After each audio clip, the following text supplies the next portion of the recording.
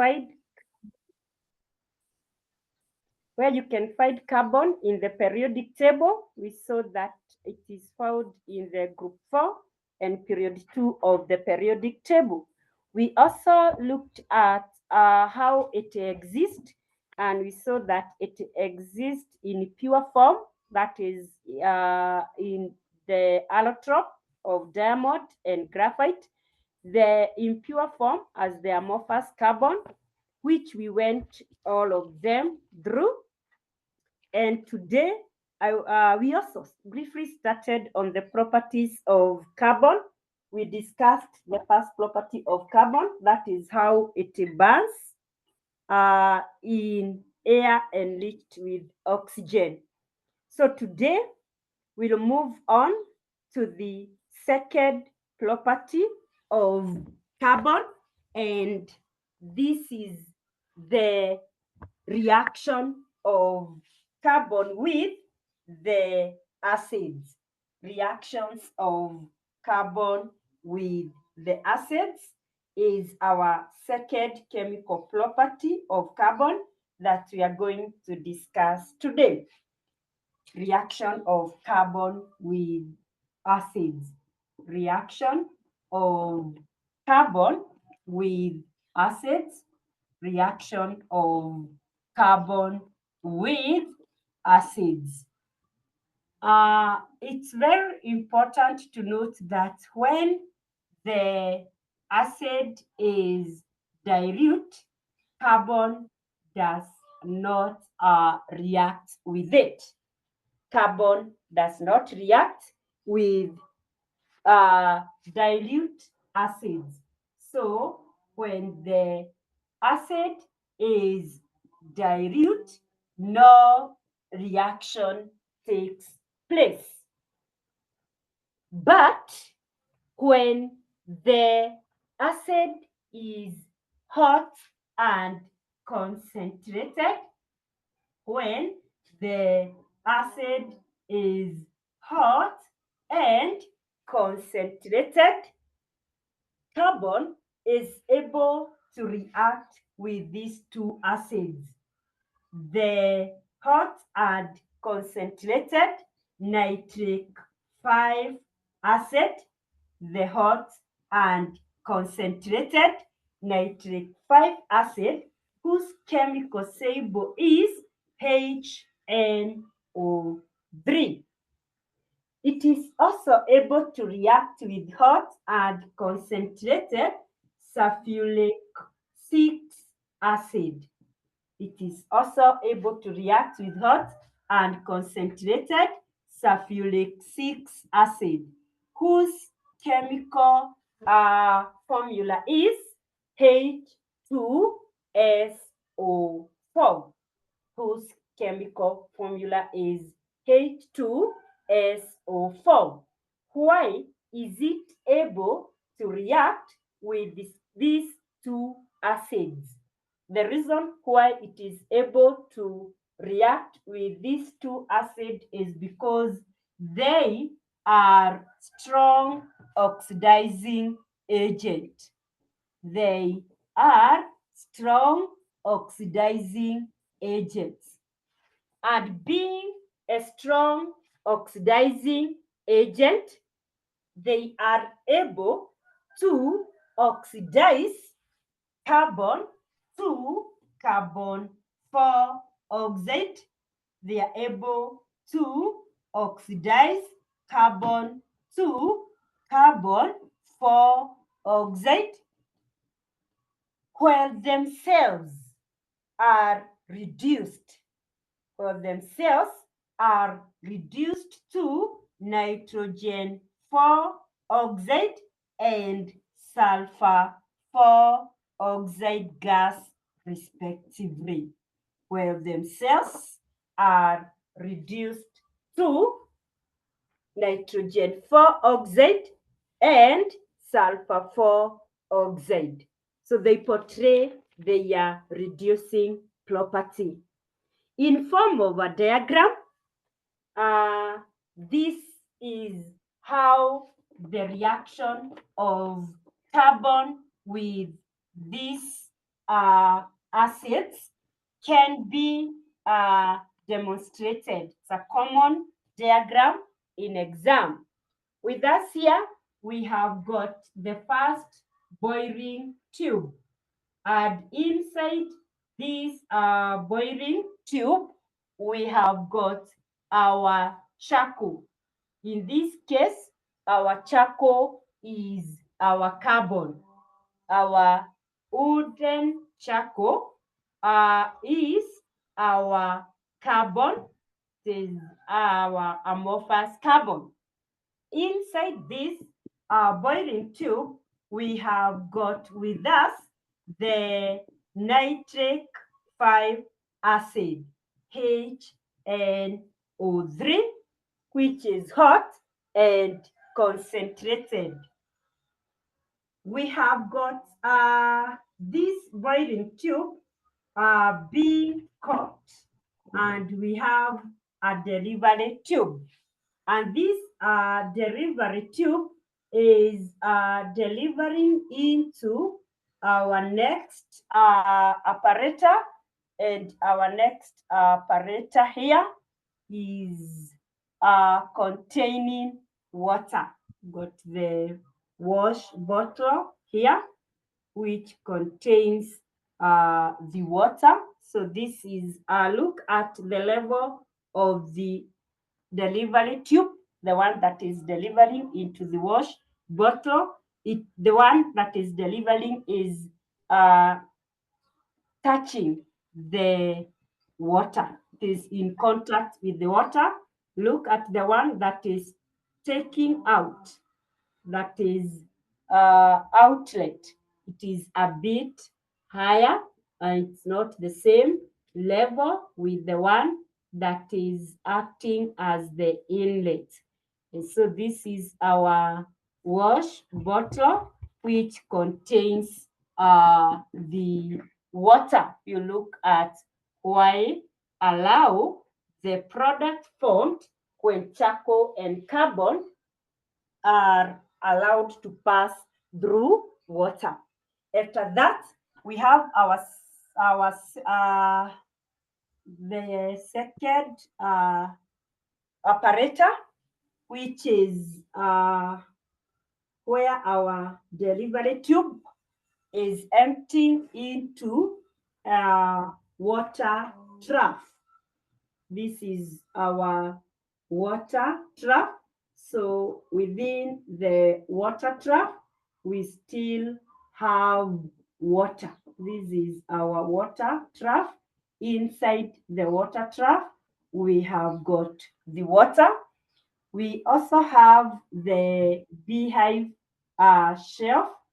We have the beehive shelf, and we are collecting a gas using the gas jar. We are collecting our gas here using the gas jar. The gas collected here is a gas known as carbon dioxide. This one is our beehive shelf. We have this one as our beehive shelf. We have this one as our water in water trough, and we have got this one as our wash bottle.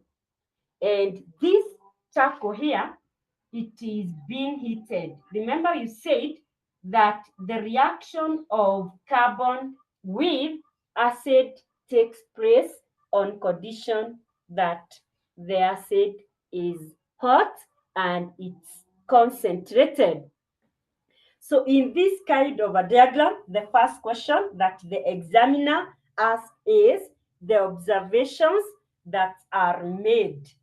The observations that are made when the charcoal carbon reacts with the nitric 5 acid. And this is the observation that is made. A brown gas is formed which dissolves in water. The observation is that there is the formation of a brown gas. The brown gas is the nitrogen 4 oxide gas. There's no other gas that has got a color as brown, only nitrogen 4 oxide. This brown gas that is formed in the boiling tube here is dissolving in water. It is soluble in water, and the other gas that is formed when the nitric 5 acid reacts with carbon, it oxidizes this carbon to carbon 4 oxide. So to separate the two gases, that's why we are subjecting them to the water, whereby the nitrogen 4 oxide will dissolve and you'll be left with carbon 4 oxide, which we are collecting over water. So carbon 4 oxide is collected through the method shown, the over water method, because it is only slightly soluble in water. It's possible to correct our carbon 4 oxide here through the over water method because it is slightly soluble in water, while nitrogen 4 oxide is highly soluble in water, while nitrogen 4 oxide is highly soluble in water. And that's why it's possible to separate the two gases. The other question you may find from such kind of a diagram is write a balanced chemical equation for the reaction that takes place in the boiling tube. A. Write a balanced chemical equation for the reaction that occurs in the boiling tube A. So this is the equation for the reaction that is taking place. We have carbon, which is solid from the wooden charcoal.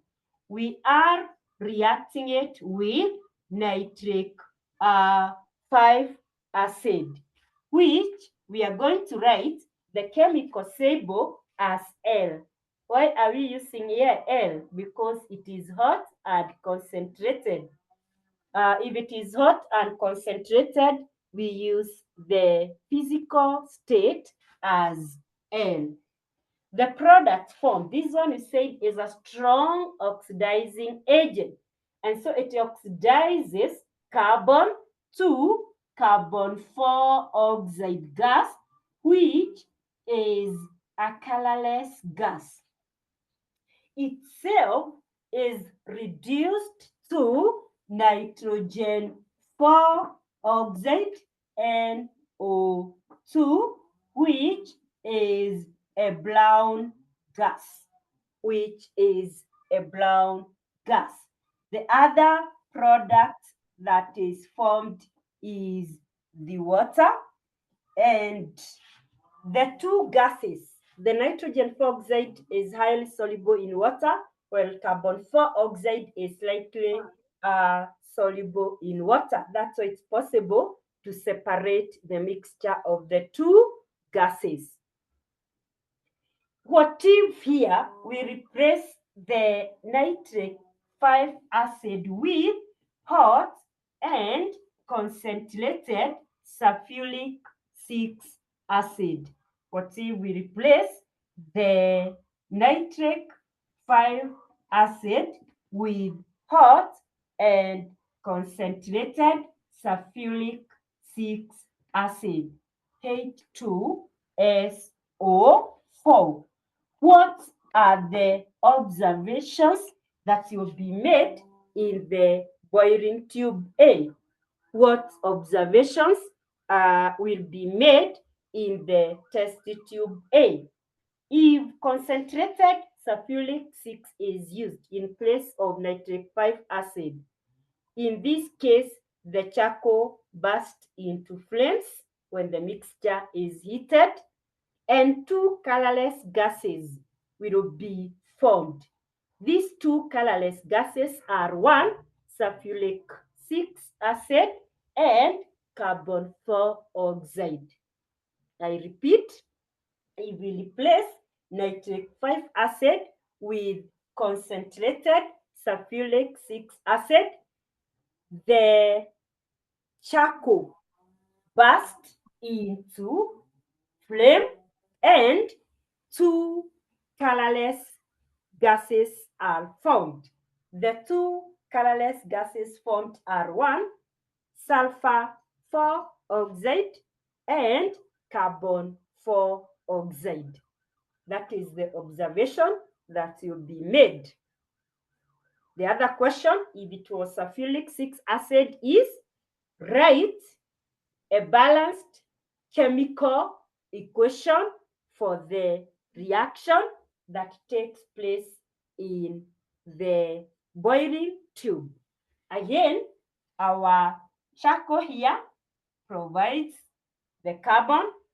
We are reacting it with the sulfuric 6 acid H2SO4, which is liquid, and the end result is a mixture of two colorless gases.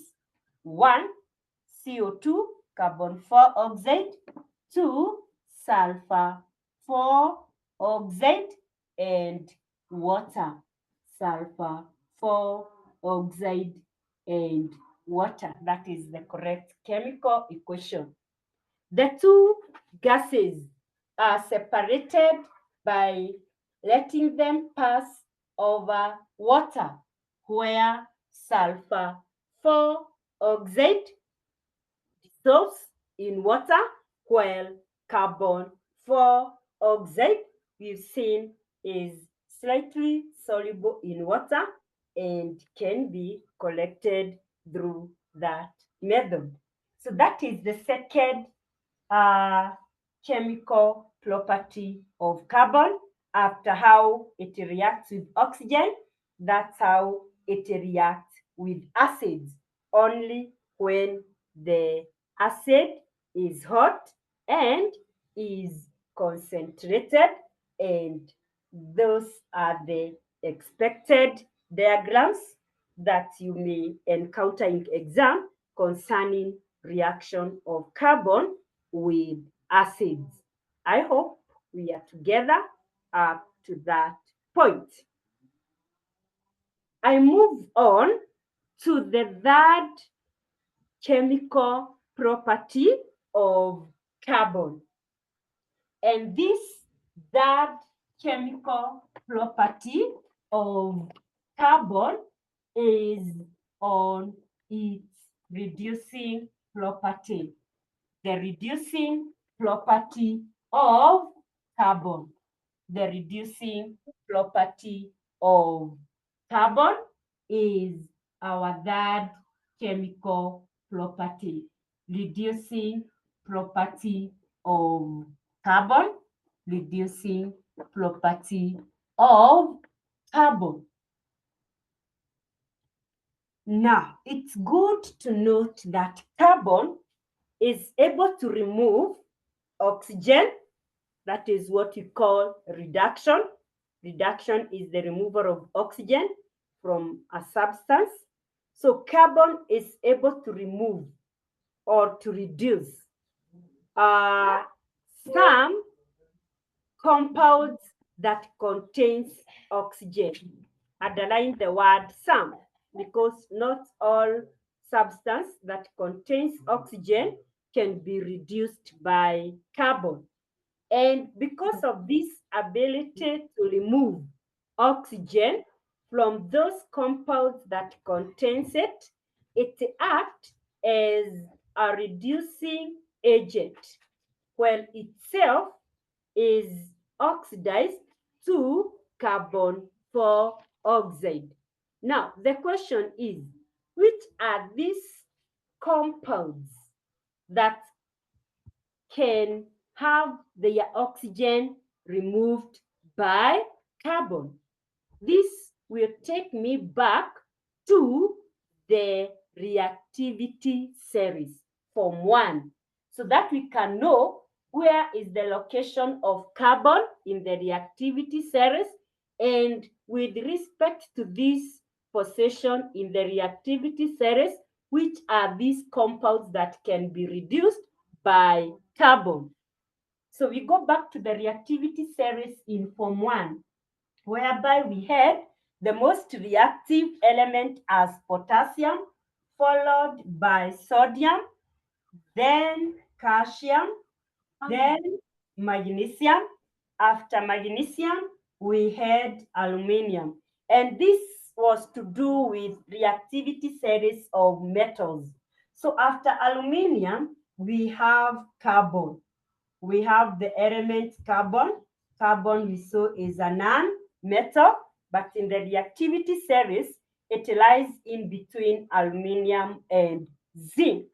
So below carbon, the other element is zinc, followed by iron, then lead, and below lead, we have another element known as hydrogen, which is still a non-metal. We have the element called hydrogen, which is still a non-metal, and that is its location in the reactivity series between lead and copper. Between lead and copper. After copper, the next element is silver, Ag, followed by the uh, gold, mercury, and platinum. So, where is the location of carbon in the reactivity series? Below aluminum. This one implies that those that are above it in the reactivity series have got high affinity for oxygen than carbon. They have got high affinity for oxygen than carbon. And reason, because of this reason, carbon cannot remove oxygen from their oxides. They are above carbon, and they have got high affinity for oxygen than carbon, and therefore carbon cannot reduce them. They cannot be reduced by carbon. We have those that are below carbon in the reactivity series, from zinc all the way up to the gold, all the way up to platinum. We have gold, Au, we've got the platinum, and we've got the mercury, all those that are below carbon in the reactivity series. They have got low affinity for oxygen than carbon. They have low affinity for oxygen than carbon.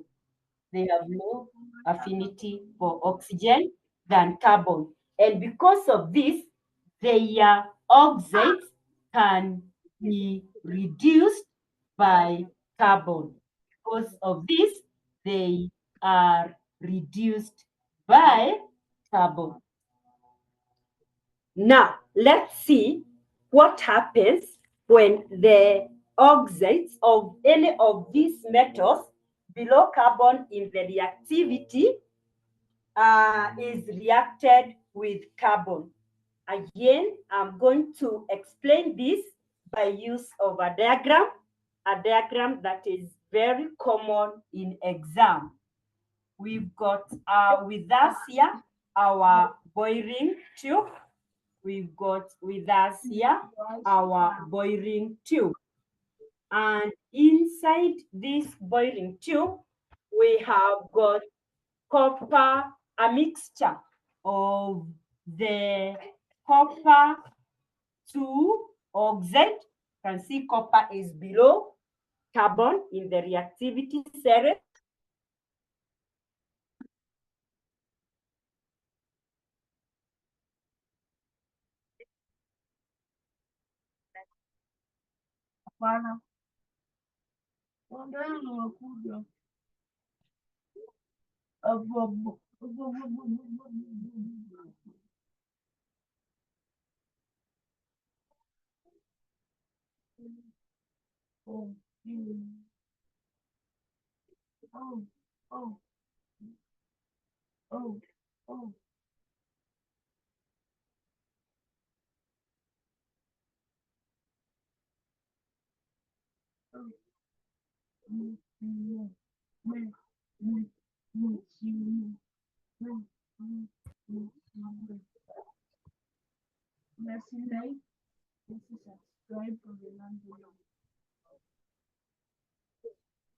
Okay, let's continue. Sorry for the disruption. I'm explaining on the reducing property of carbon and trying to explain it on, you said, be heated together with a mixture of wood and charcoal. So after heating, the products formed are allowed to pass through this delivery tube here. The mixture is allowed to pass through the delivery tube here into a test tube, that contains lime water, into a test tube here, and these test tubes contains the lime water, which we said the other name for lime water is calcium hydroxide. So we have the boiling tube. I can label it the boiling tube A, and we have the test tube. We can refer to it as the test tube B. Exam appears. The first question is to state and explain the observations that will be made in the boiling tube, observations made in the boiling tube A. So which are these observations that are made in the boiling tube A? The copper 2 oxide here being heated is black. It's black in color. So at the start of the experiment, it was black, it was heated. And as the reaction, as the heating continues, there was a color change. It changed from black to brown. It changed from black to brown. So that is the first observation, that the copper 2 oxide changes from black to brown. It changes from black to brown. The other observation is that there was glow. Glow is burning without producing flame. And the glow continued even after heating stopped. And we saw this is because the reaction is exothermic. When charcoal burns, when the wooden charcoal burns, it produces heat. And for this reason, the reaction is exothermic. And so that is the reason why it is used as a source of fuel. That is the observation that is made in the A. The copper 2 oxide changes from black to brown. There was glowing, the glow spreads throughout the mixture and continued even after heating stopped. The glow, GLW, there was glowing that continued throughout the mixture even after heating stopped. The observation, these were the observations in A. The observations in B here is the formation of white precipitate. In B, there was formation of white precipitate, indicating presence of carbon 4 oxide, indicating the presence of carbon 4 oxide. So that will be the expected response when the question is to do with the observations made, the glowing, the color changes, and the white precipitate.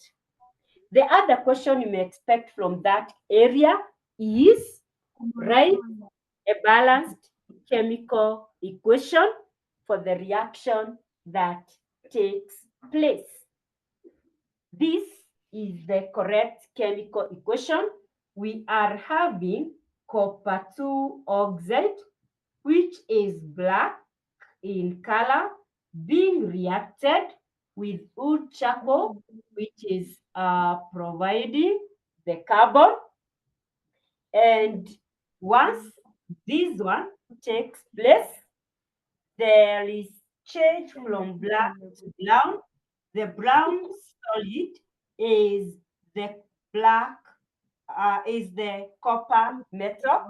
The brown solid observed is the copper metal, and the gas that forms the white precipitate with the lime water is carbon 4 oxide.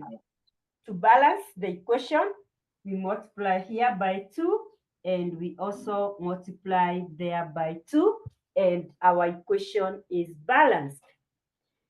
From this equation, we can see we are starting with copper 2 oxide, and we are adding up with copper metal. What has happened to the copper 2 oxide? Oxygen has been removed from copper 2 oxide. Removal of oxygen from a substance is called reduction. So copper 2 oxide undergoes reduction. What has happened to the carbon? The carbon changes and becomes carbon 4 oxide. Oxygen has been added to it. Addition of oxygen to a substance is called oxidation. So in this case, copper 2 oxide undergoes reduction while carbon undergoes oxidation.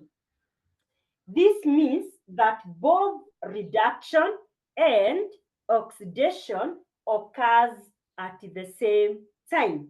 When reduction and oxidation takes place simultaneously at the same time, we refer to that kind of reaction as a redox reaction. So when this mixture of copper 2 oxide is and wood and charcoal is heated, a redox reaction takes place. Both oxidation and reduction occurs simultaneously.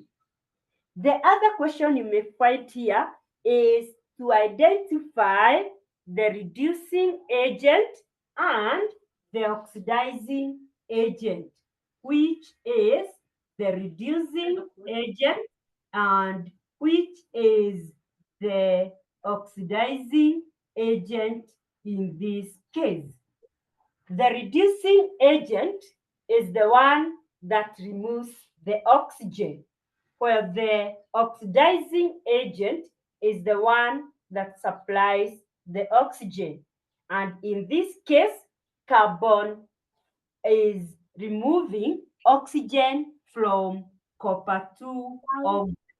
So our reducing agent here is carbon, while our oxidizing agent, while our oxidizing agent is the one that is supplying the oxygen, and that is the copper 2 oxide. That is the copper 2 oxide.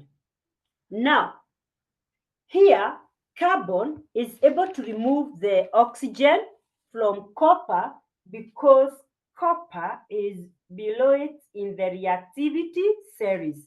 And any other metal which is below carbon in the reactivity series can be reduced by carbon, not only copper. We can replace here copper with zinc. We can actually replace the metal copper with zinc oxide, a mixture of zinc oxide and the wooden charcoal. If it is heated, zinc oxide is yellow when hot and white when cold. Zinc oxide is yellow when hot and white when cold.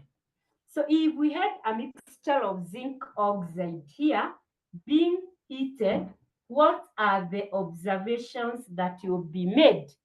The observations that will be made in the boiling tube here is that the yellow, because it is hot, it's being heated, the yellow zinc oxide changes to gray.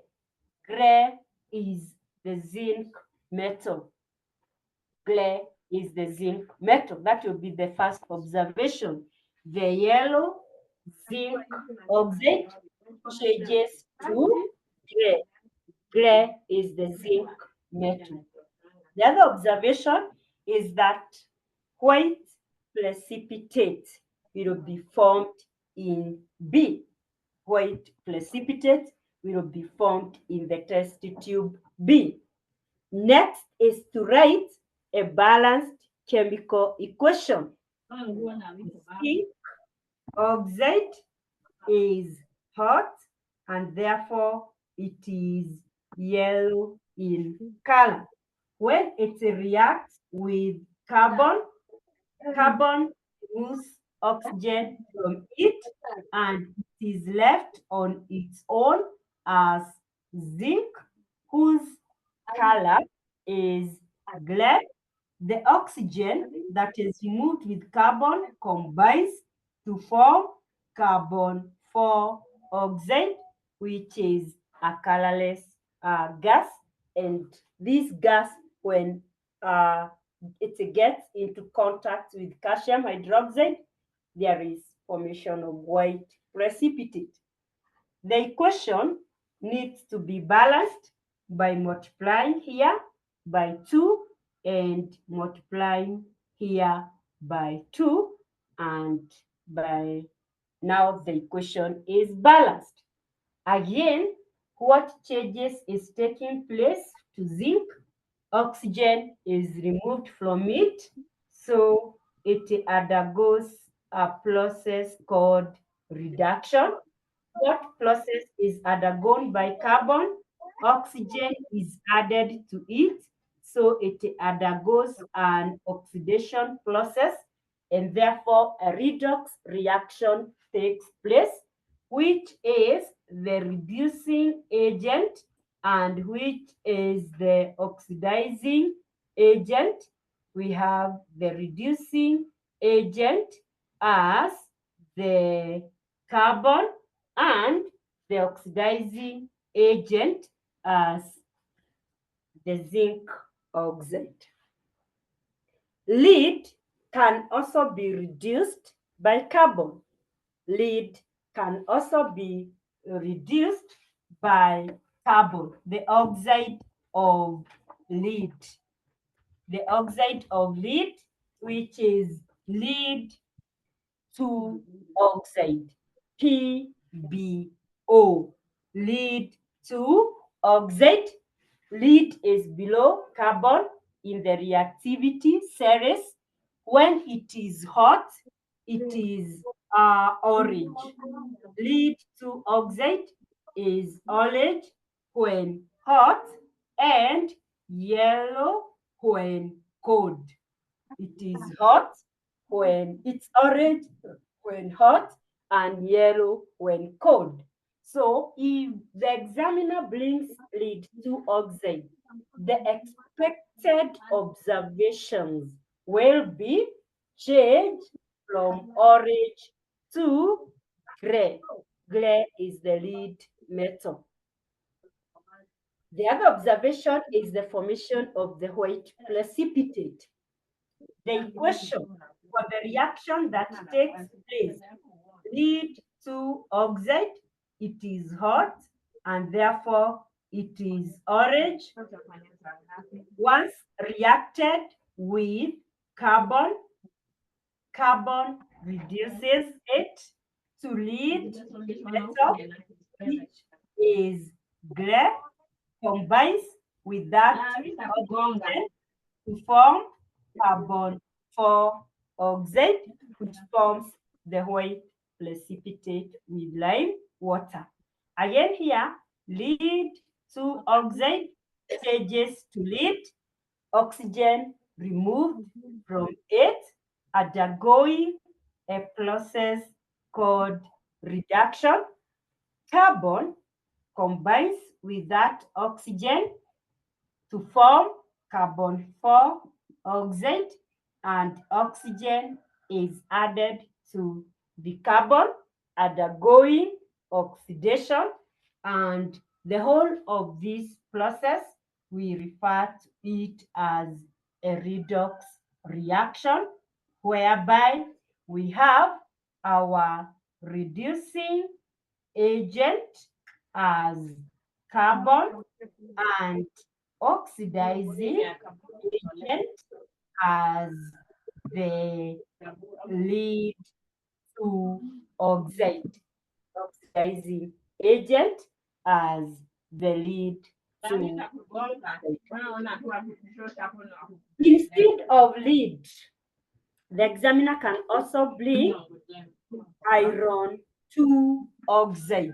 All those are oxides of metals below carbon in the reactivity series. Instead of lead, the examiner can also bring iron 2 oxide, a mixture of iron 2 oxide and wooden nickel, which is being heated, and you're told to state and explain the observations made.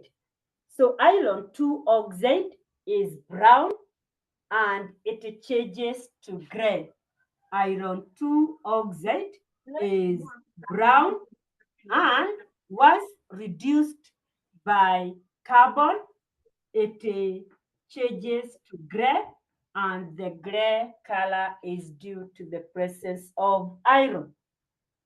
Writing a balanced chemical equation for the reaction, we will have our iron 2 oxide, which is brown, reacting with carbon to undergo a reduction.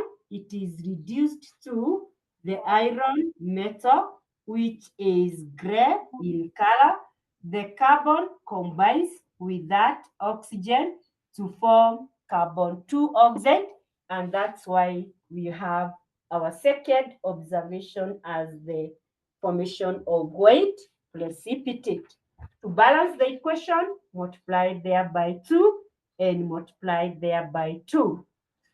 Iron 2 oxide has oxygen removed from it, so it undergoes a process called reduction, while carbon has oxygen being added to it, so it undergoes a process called oxidation. And the whole process we've said is referred to as a redox reaction. The reducing agent in this case is the carbon. The reducing agent here is the carbon, while the oxidizing agent here, is the one that is supplying the oxygen, and that is iron 2 oxide, and that is iron 2 oxide. So from what we've learned about the reducing properties of carbon any metal that is below carbon in the reactivity series, which I started by giving, has its oxide being removed by carbon because it has got low affinity for oxygen than carbon. And when carbon removes oxygen from it undergoes a reduction process, where carbon undergoes oxidation. This ability of carbon to act as a reducing agent, from all the equations that I've given, around 4 of them, carbon is acting as the reducing agent. So this ability of carbon to act as a reducing agent is highly applied in the extraction of metals.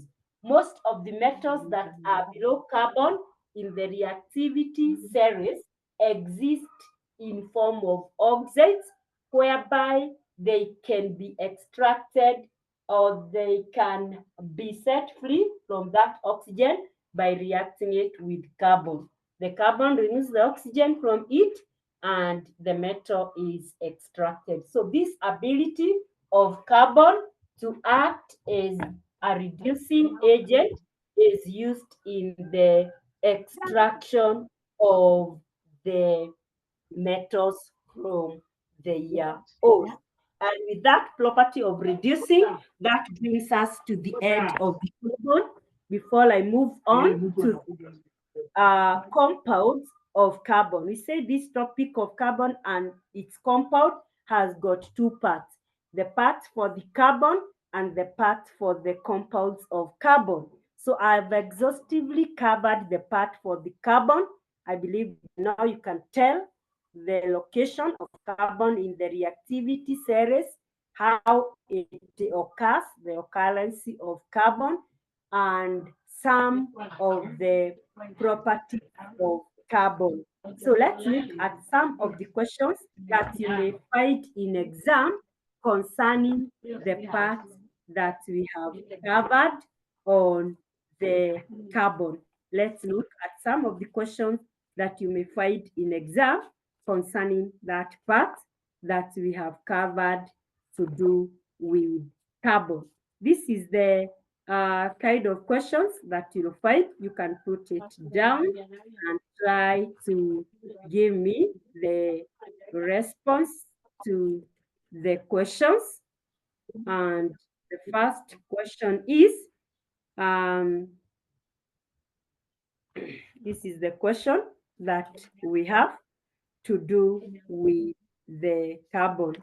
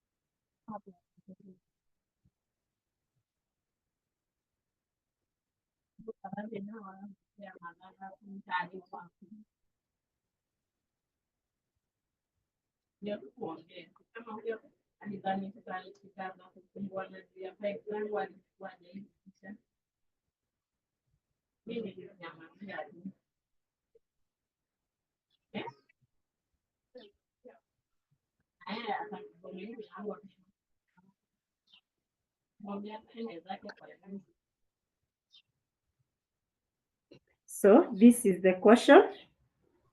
Study the diagram shown below and answer the questions that follows.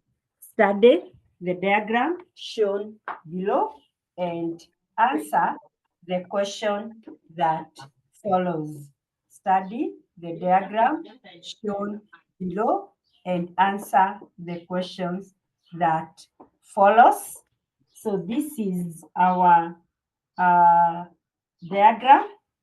This one, we have got our boiling tube, whereby we have a mixture of uh, copper 2 oxide and carbon, a mixture of copper 2 oxide and carbon being heated.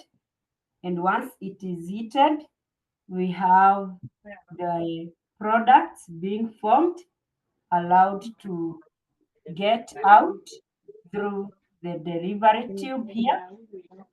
We have the delivery tube here, and this delivery tube is emptying into a test tube here that contains the lime water.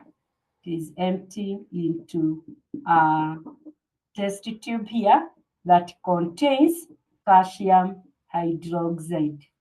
And the question is, uh, state and explain the observation made in the boiling tube. State and explain the observation made in the boiling tube A and the test tube B. State and explain the observation made in the boiling tube A and the test tube B. The next question, write a balanced chemical equation for the reaction that takes place in A and in B. We learned how to write this one. Write a balanced chemical equation for the reaction that takes place in A and B. Write a balanced chemical equation for the reaction that takes place in A and B. The third question, identify the reducing agent and the oxidizing agent. Identify the reducing agent and the oxidizing agent. Identify the oxidizing agent and the reducing agent. The other question is, copper 2 oxide was replaced by magnesium oxide. Copper 2 oxide was replaced by magnesium oxide. State and explain the observations made. Copper 2 oxide was replaced by magnesium oxide. State and explain the observations made. I hope you can be able to respond to those questions. I hope we can be able to respond to those questions. From what we've covered, I believe we can all be able to answer those questions. But I'll give chance for any question if there is before I move on to the compounds of carbon. If there is any question, you can write an SMS or address to it.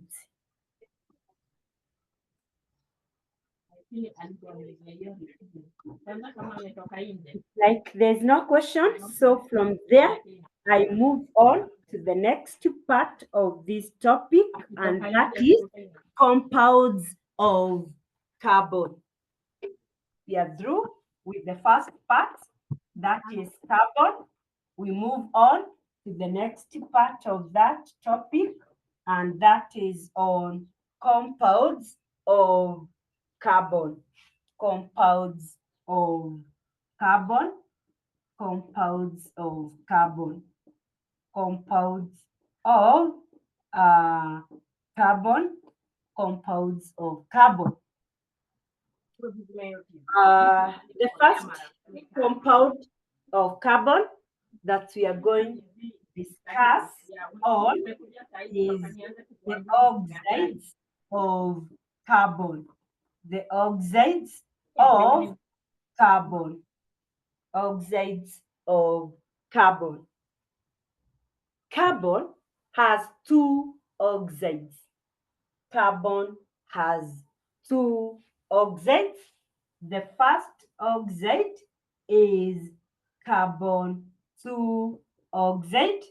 The first oxide is carbon 2 oxide, whose chemical formula is CO. The 2 here implies that the valency of carbon is 2 and that of oxygen is 2.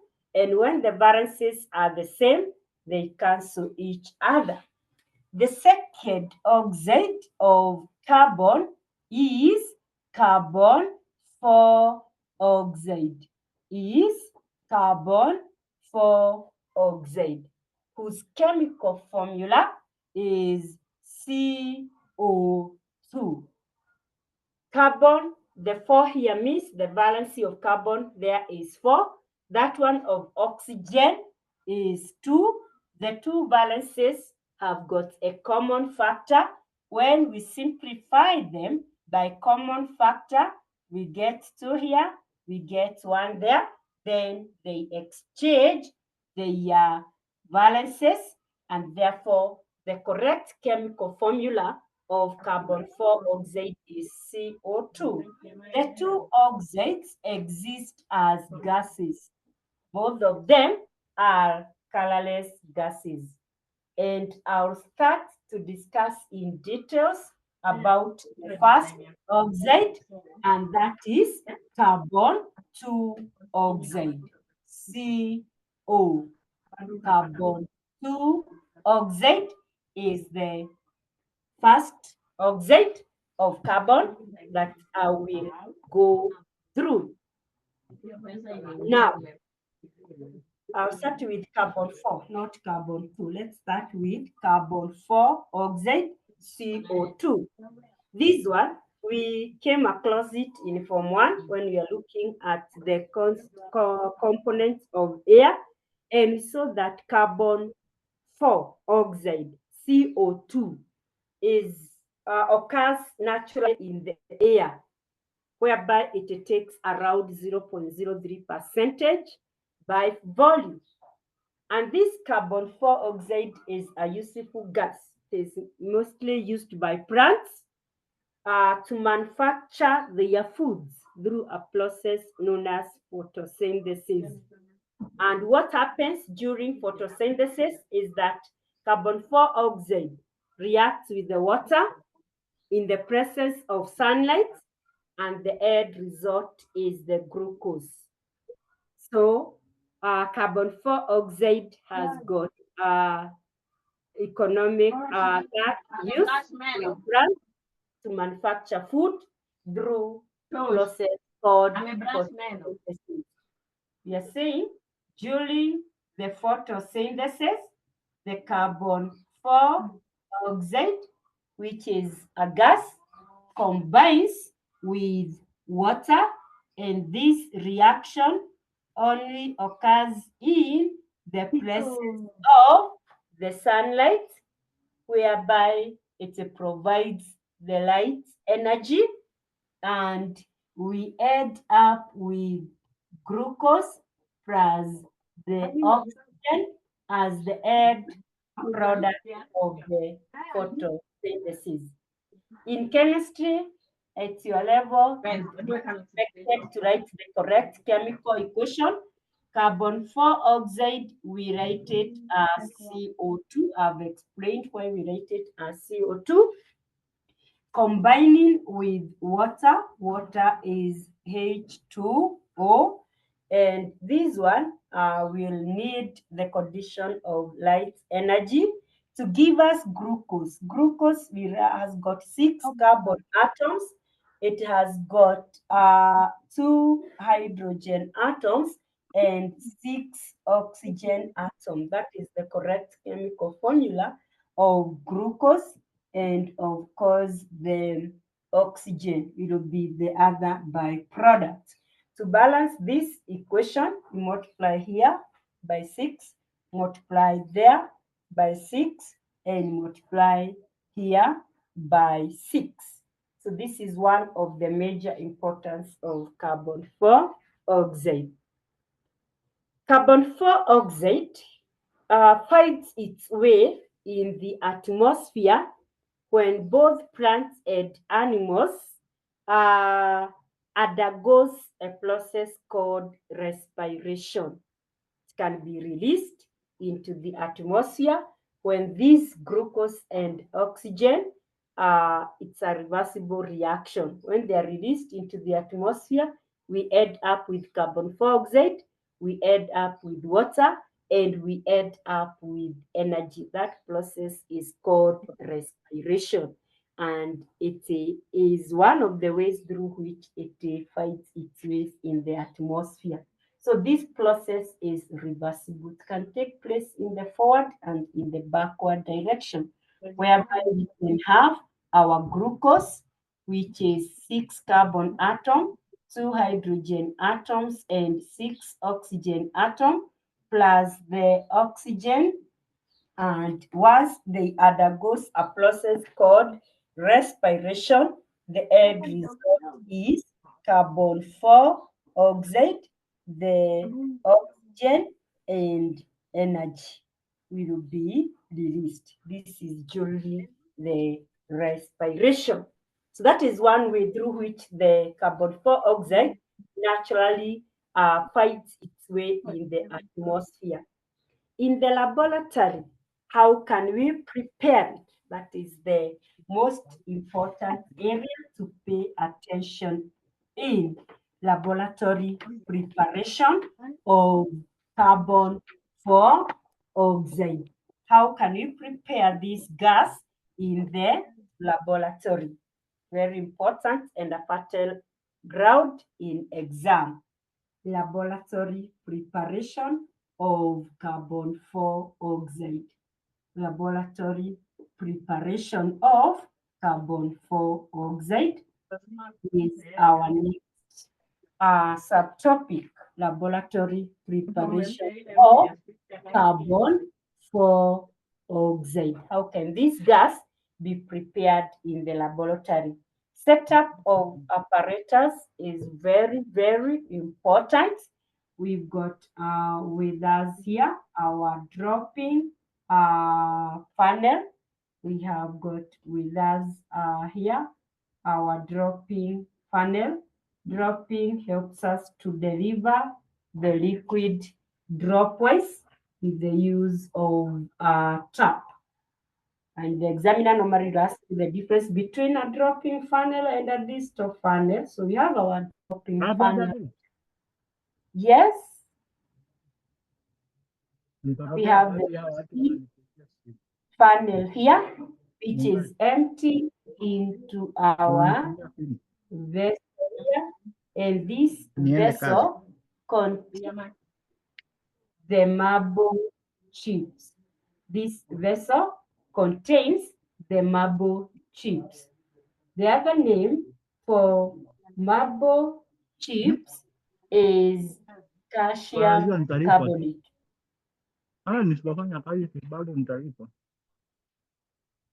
The marble chips here represents is another name for the calcium oxide. The other name for marble is calcium carbonate. So we have got with us here the marble chips. Sometimes the examiner may decide to use the word marble chips or use the word calcium carbonate. It's the same. Inside the dropping funnel here, inside the dropping funnel here, we have dilute hydrochloric acid. We have dilute hydrochloric acid. The products formed are allowed to pass through a vessel that contains water or sodium hydrogen carbonate. Is allowed to pass through a wash bottle, and this wash bottle still contains water or sodium hydrogen carbonate or sodium hydrogen carbonate. We'll look at the purpose of this. Why let it pass through water or sodium hydrogen carbonate? Why let the mixture of the product formed pass through water or sodium hydrogen carbonate? After letting it pass through there, it is still allowed to pass the remaining product is allowed to pass through concentrated sulfuric 6 acid is allowed to go through concentrated sulfuric 6 acid.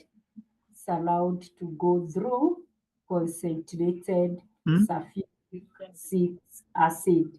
So the next vessel here, we have corn sulfuric acid. We have concentrated sulfuric 6 acid. And the final result, the final product here, we are collecting it through a method known as downward delivery. We are correcting it using this method known as downward delivery. This is our gas jar. This is our hii yenye umechukua this is our nini gas. kufikaje? We are correcting our carbon oxide as the end product there. Kidogo unafikiri hiyo unga ningemaliza saa ngapi? Ndio nakwambia unafikiri ningemaliza saa ngapi? The kind of questions nilikuwa napika sufuria mbili, akipika hapa pika hapa. The question in the exam is the observations. Hii hata nimeona ndio mzuri ya kupika injera. First, unaona hizi zinakaa tu kama injera isipokuwa sasa. Mr. Washira.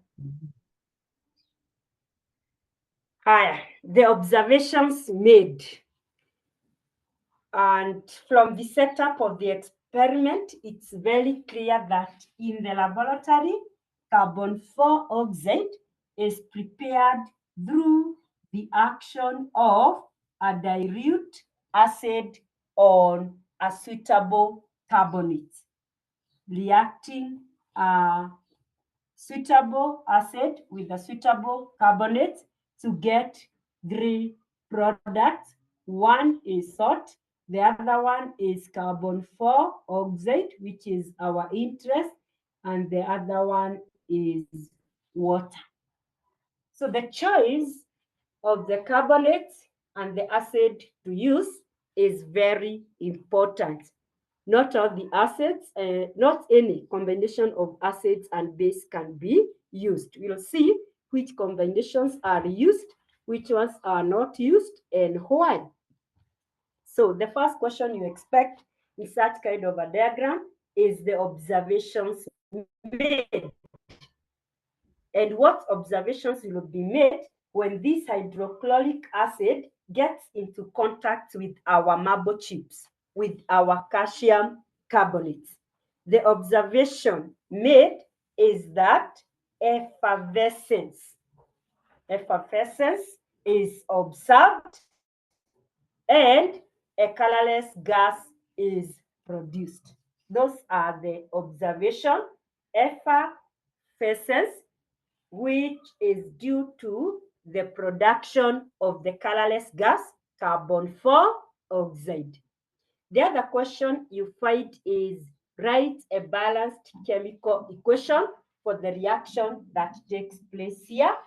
We have got our acid as HCl. It is dilute, reacting with marble chips.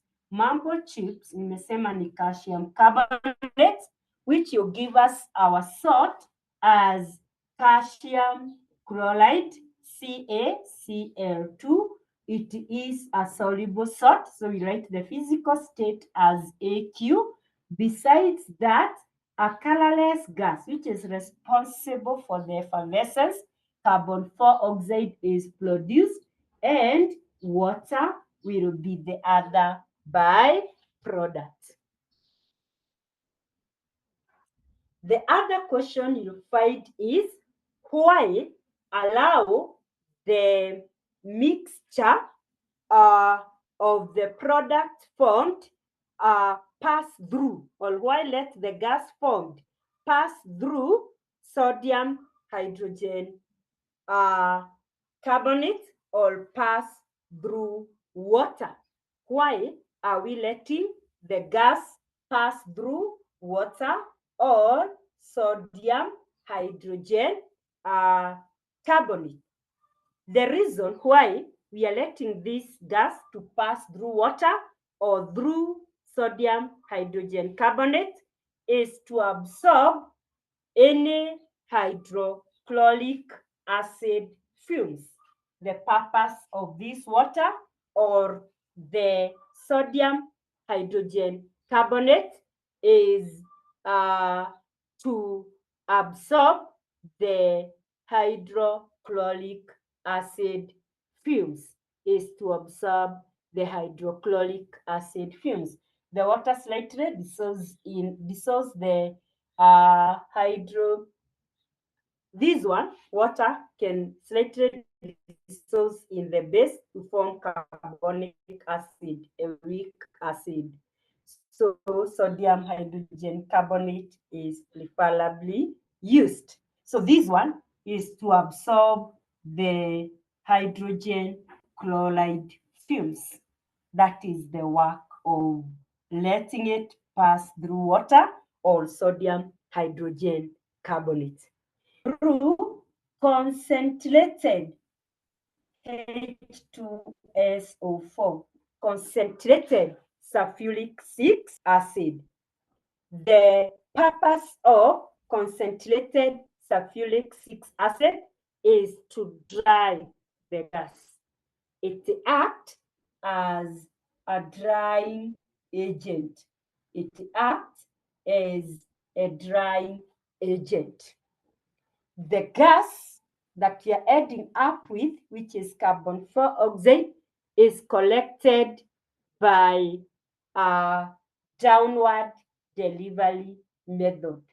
This method of gas correction is the downward delivery method. It is corrected by the downward delivery method, also called upward displacement of air, also referred to as upward displacement of air. If the gas is not required dry, it can be collected through the overwater method because carbon dioxide is only slightly soluble in water. So it's possible if the gas required is not needed when dry, you can correct it through the overwater method. The gas will not dissolve in it. So any mineral acid will react with carbonate. When I talk of mineral acid, I'm talking of the hydrochloric acid, the nitric acid, and the sulfuric 6 acid. It can be used. However, there are some combinations of acids and carbonates which are not suitable. They are unsuitable. And this is a scenario whereby the salt formed is insoluble or sparingly soluble in water.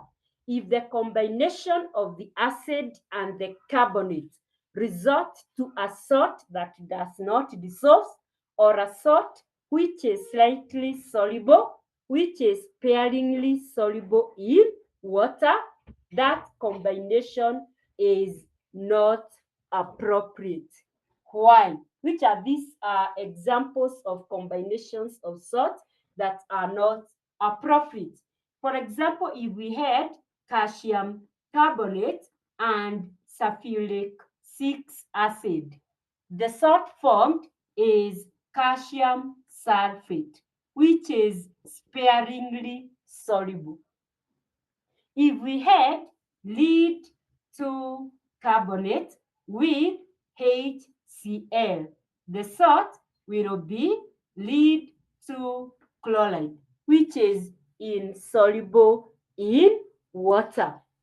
So such combination that result to a salt which is either totally insoluble in water or sparingly insoluble in water are not preferred.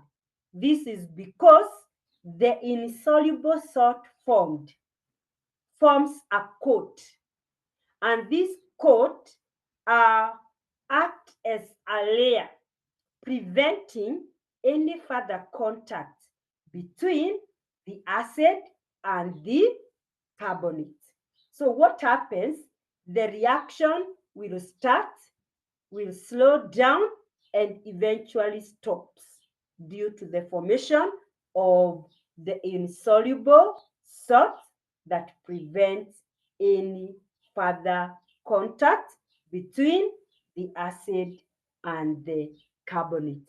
So in the laboratory, that is how we prepare carbon 4 oxide, reacting a suitable carbonate with a suitable acid, being very cautious of the end result of the salt formed, because when an acid and a carbonate react, the results are salt, water, and carbon 4 oxide. The salt formed should be a soluble salt. If not, that's not a suitable combination to use, because a layer, a coat will be formed, and this coat will prevent any further reaction taking place between the acid and the carbonate. So after coming up with the correct combination of the acid and the carbonate to use, the two are reacted together, should know, and the expected observation. You say that when this acid gets into contact with this carbonate, there will be effervescence. You can use the word effervescence. You can also use the word bubbles. You can also use the word hissing. And the effervescence is due to the production of the gas, and our gas produced here is the colorless carbon 4 oxide. So this gas carbon 4 oxide that is produced here travels through this delivery tube, and we are letting it pass through the water or sodium hydrogen carbonate solution. And I've said the essence or the reason why we should let this gas to pass through here is to remove the fumes of hydrogen chloride, the hydrogen chloride fumes. The gas, after removing the hydrogen chloride fumes, is allowed to pass through the concentrated sulfuric 6 acid, which acts as a drying agent, and this is when the gas required should be dry. If the gas required should not be dry, it can be corrected through over water method, because the gas is only slightly soluble in water. After here, we are collecting the gas through downward delivery method. This is a clear indicator about the density of the gas. The gas is denser than air, and that's why it's possible to correct it through the downward delivery method. I've also said you should be cautious on the combination that you are using. So from there, I'll discuss the physical properties of the carbon 4 oxide. Physical properties of the carbon 4 oxide. Physical properties of the carbon 4 oxide. When we talk of physical properties, mostly are those that we can detect using our eyes: the color, the smell, and the solubility and the density. Physical properties of carbon 4 oxide, which are some of the physical properties of this gas, carbon 4 oxide gas. The gas I've already mentioned is colorless, and it's an odorless gas with just a slight smell. It's a colorless, odorless gas with slight smell. The gas is colorless, it is odorless, and it has got only a slight smell. The gas is denser than air. It's actually 1.5 times denser than air. And this is why we were able to collect it through a method known as downward delivery method. This is through a method known as downward delivery method. This high density of the gas can be demonstrated by uh, the fact that a jar that contains carbon 4 oxide, when inverted over a burning candle, the candle goes off. The candle will go off. I'm saying that the gas is denser, 1.5 times denser than air. And this diagrammatically is a question that is normally asked. We've got here a burning candle. This is a candle which is burning. In this burning candle, we have a gas jar. And this gas jar is full of the carbon 4 oxide. We have a gas jar containing carbon 4 oxide. If it is inverted over the candle which is burning, this is a burning candle. This is a candle which is burning. What happens? The candle goes off. The observation here that will be made is that the candle goes off.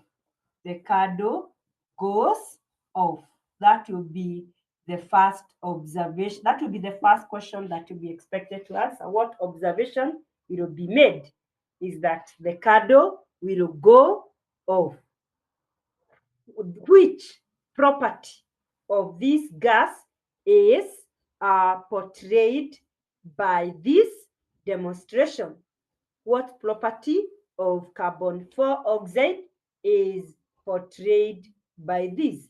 It portrays the high density of the gas. It's denser than air, so it's going to displace the air and downwards, causing the candle to go off. And this is why we collected the gas by downward delivery, the upward displacement of air.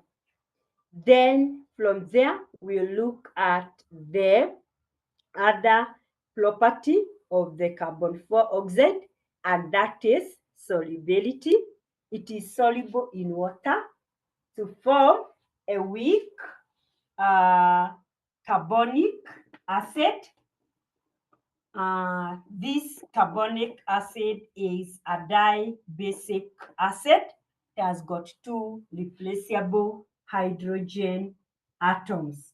The solubility of carbon 4 oxide. It is slightly dissolved in water, slightly dissolved in water to form a weak dibasic acid known as carbonic acid. Known as carbonic acid. You can see it has got two replaceable hydrogen atoms. That's why we refer to it as a dibasic acid. So this acid has got all the properties of an acid. It behaves like a typical acid. When litmus paper are dipped in it, the blue changes to red, or the red remains red. So that is the other property of the carbon 4 oxide, the physical property of carbon 4 oxide. From there, we'll move on to the chemical properties of the acid, which I believe we will discuss in our next session. The other properties of carbon 4 oxide, we will discuss them in our next lesson, as well as the uses of the carbon 4 oxide, as well as the uses of the carbon 4 acid. So I think I will stop at that point unless there is any question. I'll give this opportunity to address any question we could be having. If you have any question, you can raise up the question. If you have any question, you can raise up the question. You can just put across the question in form of an SMS.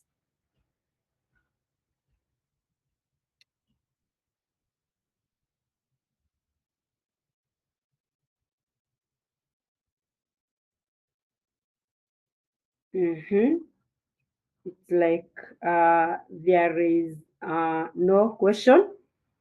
It's like there is no question. If there is no question, I wish to stop at that point, and I wish you a nice, a good afternoon until next week. Enjoy your weekend. Thank you for your. Excuse me, Chair. Yes. Excuse me. Yes. Chair, during when we were looking at carbon as a reducing agent, Continue. we saw that it was collected through when we were looking at carbon as a reducing agent, it was collected through over water.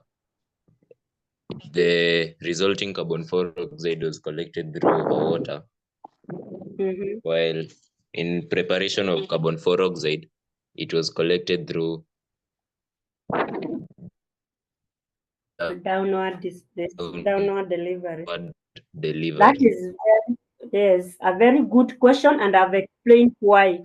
When you want the gas dry, you let it pass through a dry agent.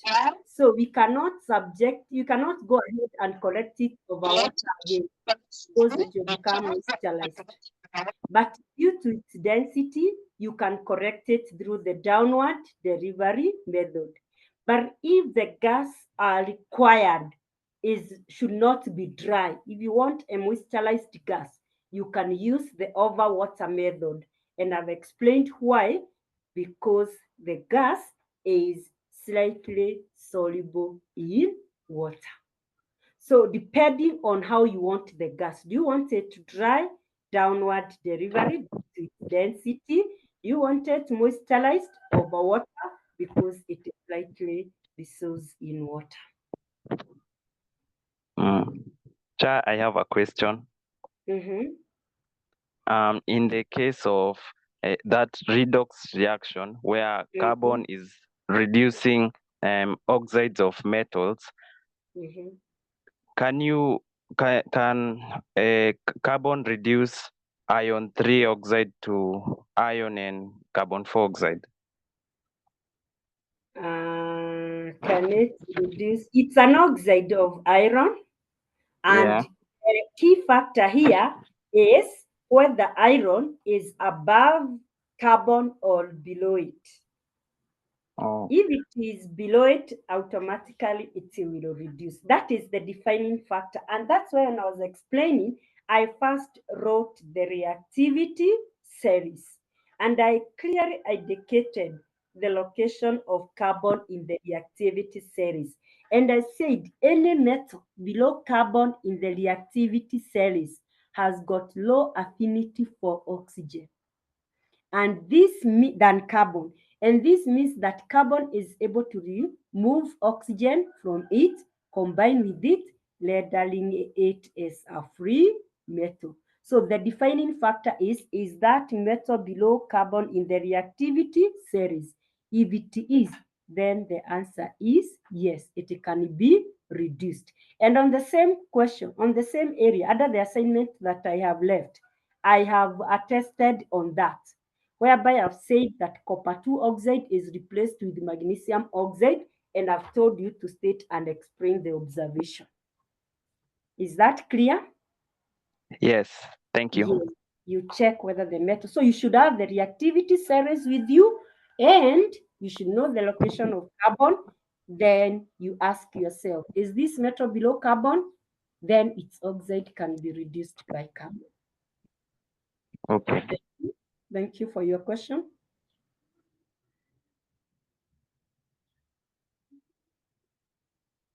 It's like we don't have any other question. So from there, we meet next week. Enjoy your weekend. Thank you for your active participation. You too. Thank you.